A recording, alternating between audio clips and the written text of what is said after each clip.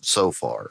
Well, and that's where, I struggle whenever I find, like individuals with a character of wanting other people to fail, or or something like that, where they're Unacceptable. talking, where they're talking about themselves, and are talking about someone else in a way that they don't want to see that because it's taken away from them. I can't relate to that. There's something in that just literally makes it disgust me. Yeah, you Oh, I want see everybody it, to dude. succeed. Like I see it in country music artists. I see They're it. the I see it in the worst. sports industry all the time as Oh, well. it's definitely famine mentality. Yeah, and it's just it truly is. To me, it almost always comes from lack of talent.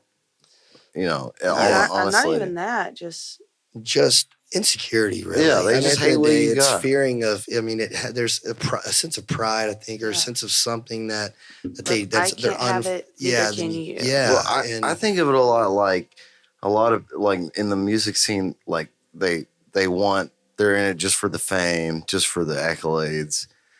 So then they talk to the people and say, okay, well, if you do this, this, this, and that this way, that's your stepping. That's how you get to CMT.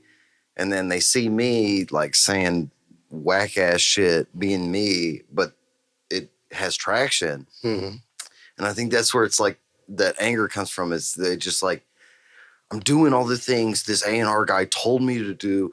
I'm being clean. I'm saying the right things, and this fucking asshole who says nonsense on a stupid podcast and that's where it comes from. Shit like that, you know. You can't compete with what you can't compare. Yeah, it's a lot of like, it's like all of the culturally known athletes are weird. Like, But at the end of the day, I'm your trying to, talent's gonna override whatever like, anybody else gonna say about you. if you go back to your John, talent's gonna shine above your words. well, that's why. Like, you go back to John Daly, the golf dude. Yeah, you know how many golf players like probably don't smoke, live a healthy lifestyle, and they're talking shit like, it's not fair. This motherfucker wins every fucking golf tournament and he drinks and smokes. It's that like, and he's just a talented dude. And him being like, the more you're thinking about why is he successful, I'm not, you're taking away from yourself. You're wasting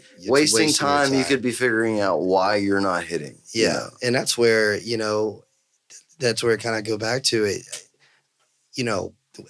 Attitudes like that don't make it at the highest level. I don't see them.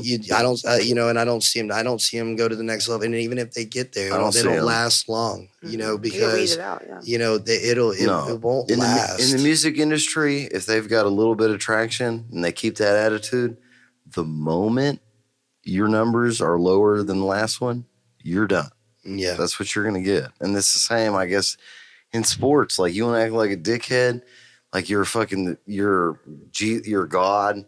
The moment you miss a fucking shot or miss a fucking touchdown, but if you have that attitude, like, I'm just trying my hardest, I feel like, if sports, the team, or if you're in the band or your fans, they're going to like, okay, he missed, But if you're always acting like your shit don't stink, when it does stink, you're fucked. Nobody's perfect. And that's why they don't last long. Dude. So, like, I'll speak on this. I just had one of college athlete come back today, and he's a freshman. It was his first time to go play college football, and he came back to me and he told me just how hard he worked. And this kid, I know how hard. I know he's a workhorse. He's big. He's strong. He's big. He's big to even be at that university. I know his size and his capability.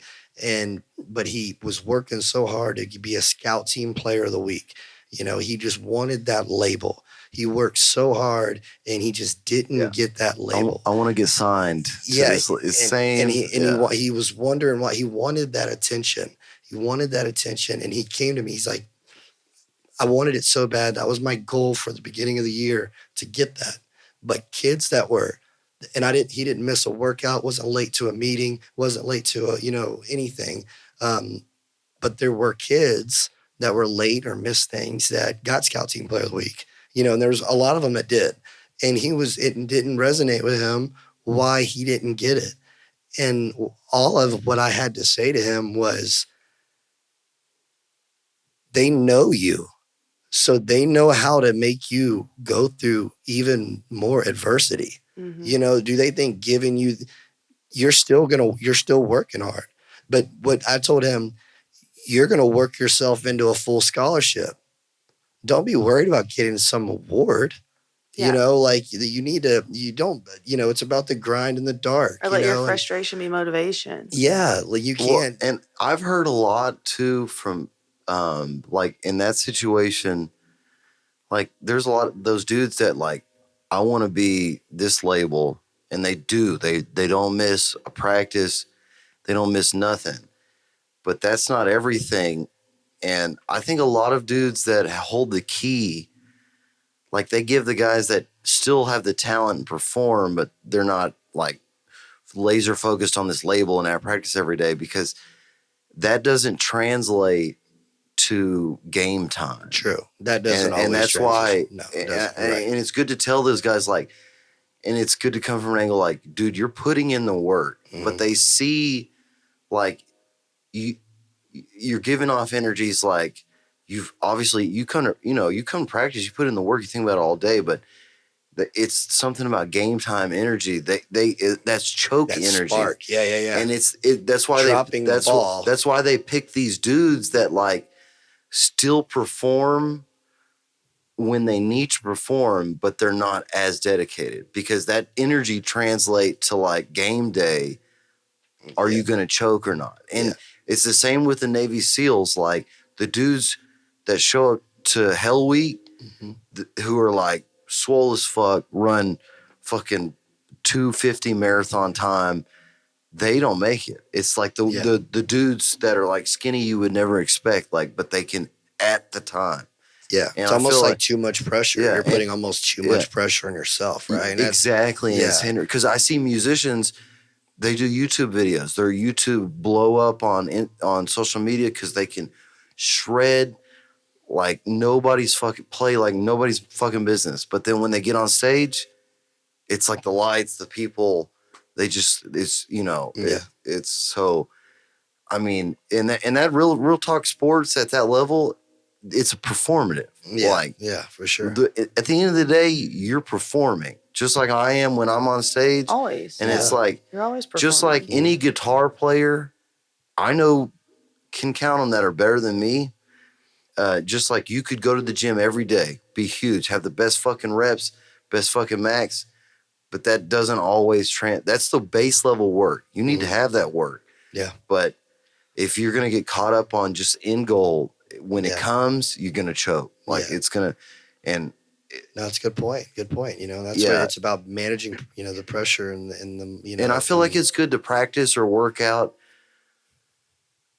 Just like not with a fucking, I'm working out today because I want to have scout label or whatever. Yeah. Like it's better to say I'm working out today because I want to fucking work out, and it's what I need to do for myself to get better. You know what I mean? If you're not doing it for yourself, you're gonna end up giving up. Like when I practice or play music, you can only do it for you. You can't do it for other people. Yeah, I'm not playing. People are gonna let you down. Yeah, I'm not playing practicing like I'm gonna practice so I can get on the Grand Ole Opry next week. I'm practicing because that's what I want to do. So yeah, exactly. But it's important to have goals.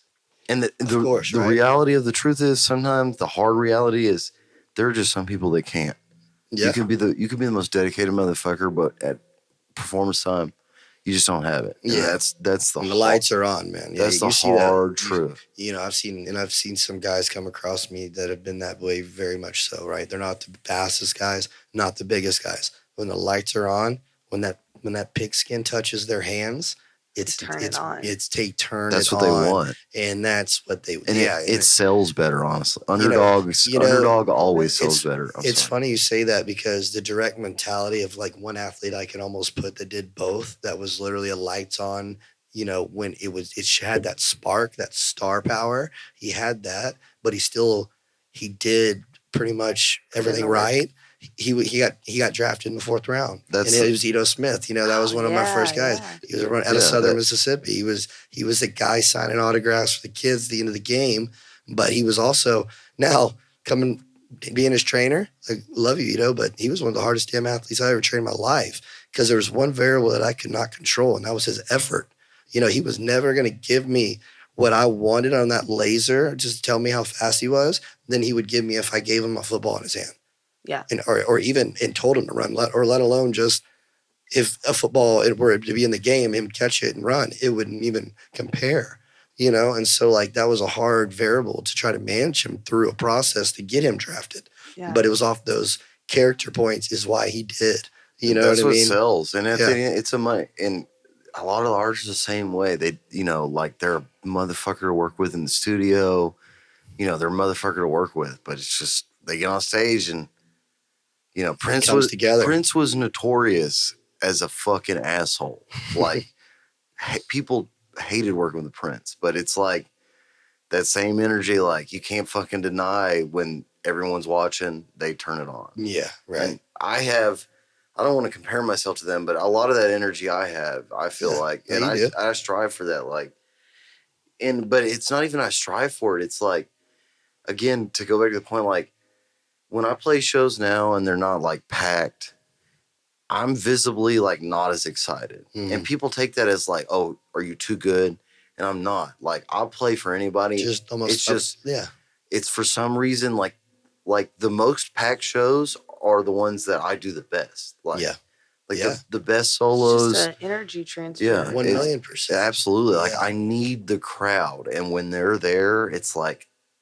But on the other end of that, like, if you're not going to do it behind closed doors when nobody's watching, like, then what's the point of doing it on a stage? Like, not talking to you, just like in general. Like, we used to say this about our girls. Like, if you're going to cheat in front of my face, like on reps, you're only cheating yourself. Like, if one day when you don't have me telling you what to do, you're not going to do the work because you didn't do it when I was staring at you. So basically, Sid was what you're telling me. If you don't come and attack those small shows with 2 people watching like you do with the big show, then whenever you get your bigger show at like Red Wolf or Red Rock, then maybe it fucking shits the bed. You don't know. Yeah, exactly. That's why give it all on those 2 people shows. I don't think so because it's something in me. It gets the more people, the more. But I mean, that's human nature. Yeah, like because even the small shows, I'm not like sitting there going, I'm just not gonna play as great as I do if there was 1,000 people. I know. Like it's just something about. But you got to put in the same effort because, like you said, like I play the shows. Yeah. But you got to play them like you would if you were playing packed out Red Rocks or you're playing the hole in the wall. It is an attitude, but I just don't agree. Everybody says that. I just don't agree with it. It doesn't always mean it's going to be But I mean, but here's one thing that I can tell you is that hard work always happens, and you never know when it'll pay off, but it will. And hard work, I think, seeing as an athlete sense, hard work usually outdoes talent. I think that's actually, I can promise you it does. And this is facts in coaching, and it doesn't matter. And whenever you have it's both. When you get 2 athletes at the high level, this kid can be the most athletic individual ever. But if this guy wants it more, he's gonna win. 100% all the time. So when I open up for bands, and there's always this like flex. You fuel, you thrive. You really want this more than me? Luke and we have great. I know. Yeah. I just think it shows. Go ahead. Sorry. No, go ahead. No, well, that's why I tell, like, if it's a small show and people are like, oh, do that, who, especially if they saw me at a packed show, like, do that thing you did there. I'm like, I just can't. But bring your friends to the next one. Yeah. And they're more likely it'll happen. Like, yeah. And that's fair. That's fair. I can't. I can't jump. Can't show all your cards every time too, either, right? It's all just about cheap. It's cheap. You're right. I agree. It's cheap. I agree. And it has nothing to do with my ego. It's just I need the people. That's why I need. Yeah. I love when people come to my show. That's why, because the more, and I'm even saying 20 people. A big motto of mine is one person is like. The blur between 1 and 100 people or 1 and 50 people, it's pretty much the same. Yep. And the blur between 100 and 1,000 people crowd, there's not much of a difference. And 1,000 people up, it's really not much. It's just a lot of people. Yeah. But that line between 0 and 1 makes all the difference. Yeah. Because I played plenty of shows where there's at least one dude there. And it's like, okay, I'm going to play for you. But when there's no one there, that's when it's like... Yeah, it's tough. Well, I don't think you have that problem that much. No, I used to. No, it's that's why I tell musicians it's so important. You need to stop posting shit thinking you're gonna go viral. Like you are fan by fan. Yeah. And I do that. Like I try to get everyone that supports me, meet them on a 1-by-1, because that one is the difference between maybe you having 0. Yeah. Like I've drove to Dallas, only had one person show up. Go 6 hours to the show, only literally one motherfucker shows up. But at least you're not just playing to nobody. That's when it's like, wow. Yeah, so that's true. I respect that. But I mean, yeah, it's a testament to you and just where you started and how you are now too. That's incredible. You gotta just fucking grind. And just tell the people that support you and just grind. I hate to interrupt, but I'm getting really weak. I need to eat some food.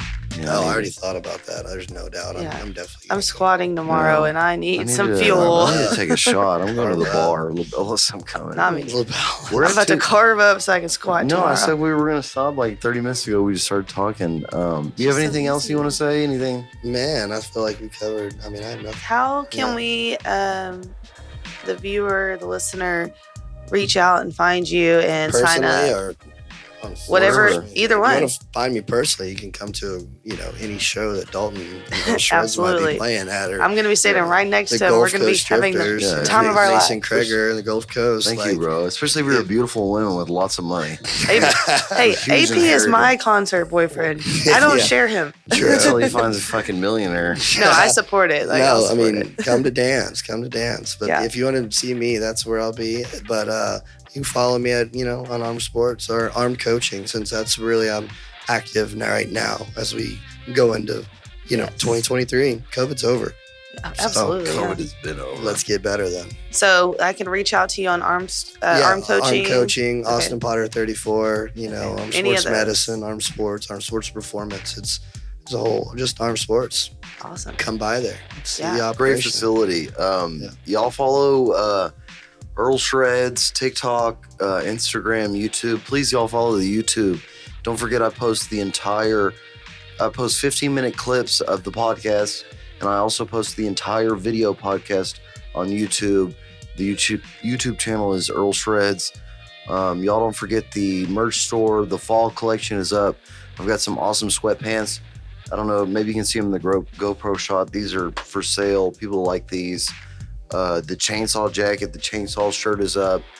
I'm gonna try. Let's do. What was it? What did we say? Oh, Till failure. If you listen this, Oh, that is even better. If you listen this far and you want a piece of merch under $50, I'll give you 25% off. Codename Till Failure. Just DM me codename Till Failure, what you want, and I'll make it happen. I promise. I need to plug myself. Yeah, that's awesome. Do I get to plug me? Yeah, what do you got? Yeah, I don't give a fuck. I don't get to plug my socials? You sure do. I've never have. I mean, you need to. But I'm not make yourself chasing clout or whatever. I mean, no, we're not either. I'm not either. I'm just trying to sell some t-shirts. Yeah, I'm not. But I'm not that person that's like, follow me. Follow her. Her name is Sydney 12. Just follow the movement. If you don't want to fight, if you want to find. I was just being funny. Yeah. I really don't care if people follow me or not. I post the videos so I can go back. Trust later me, after listening and watching all these podcasts, people are going to be more interested in just Sid. So if they want to find you, then you need to tell them where. If not, keep your shit private and they can't find you. He always says, follow me on this. I'm like, follow me on LinkedIn.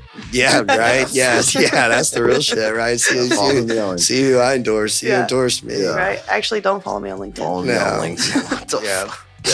Follow Bill Gates. I do have all the socials though. I have Facebook, Twitter, Insta, TikTok. You literally are in the intro of this podcast. You're famous whether you like it or not. It's Sydney, but y'all thirsty motherfuckers, she is my girlfriend. If you hadn't let that known already, you should have. I don't think I have, honestly. Yeah, we're dating. Just FY fucking I.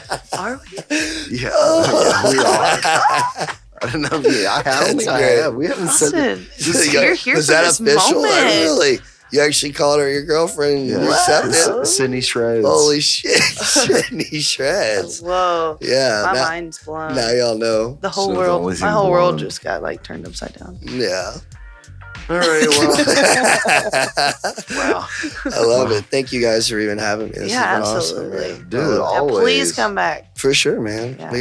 Let's go back to work. Come back tomorrow. I'll come back with an athlete. That's what I told DP. I'll come back with one of my clients, and then they can chop it up. Dude, Cade should come with you too. Yeah, we can have Cade as well. Oh, that would be that would be armed sports, right? Yeah, that would be a Green Beret on one side and then a professional athlete on the other. Oh my God, dude! Talk about a podcast. I would melt. Yeah, that would be cool.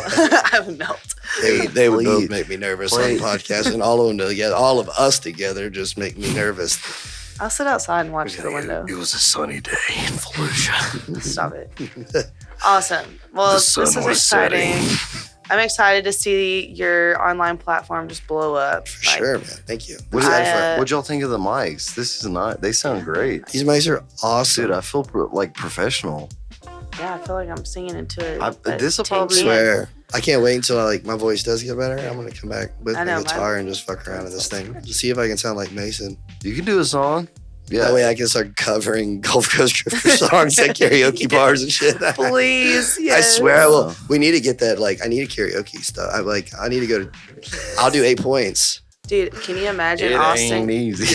karaokeing GCD? Yes. Oh my God! I'll do it with you. I'll go to Montana's. We need to make it work. Hey, I was at LaBelle's one time, and the DJ doing karaoke said somebody requested Hurricane. I was like, damn, they got the karaoke, her version of Hurricane, and they just made me sing over the real track. It was the GCD Hurricane. Was it really? They had the real one? I just sang over Mason's voice. Oh my God. I know we love that. Yeah. What was it? I sent it to him. DJ. That's great. Yeah, DJ Slud or something. What's his name? I don't remember. We need to go find him. Y'all shout out LaBellows. I love y'all.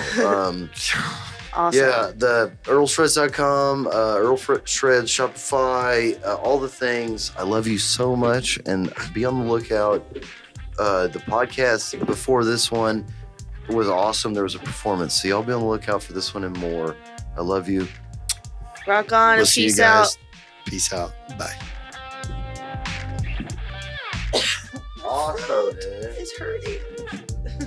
Great podcast. It did. Oh, great. It's good to go a little off track. It is, but that's why I'm here to bring it back.